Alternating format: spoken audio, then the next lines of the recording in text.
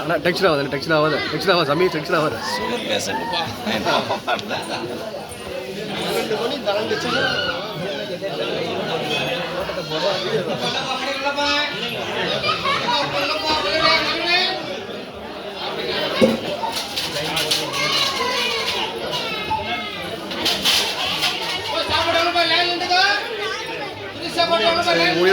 எடுக்கிறேன் ஏன் அவ்வளோ அருமையாக கிளாட்டி அருமையாக தவிர மற்றதெல்லாம் எடுத்துன்னு எவ்வளோ அசிங்கமாக எடுக்கணுமோ அசிங்கமாக எடுத்துன்னு காமிக்கிற இருப்பாங்க.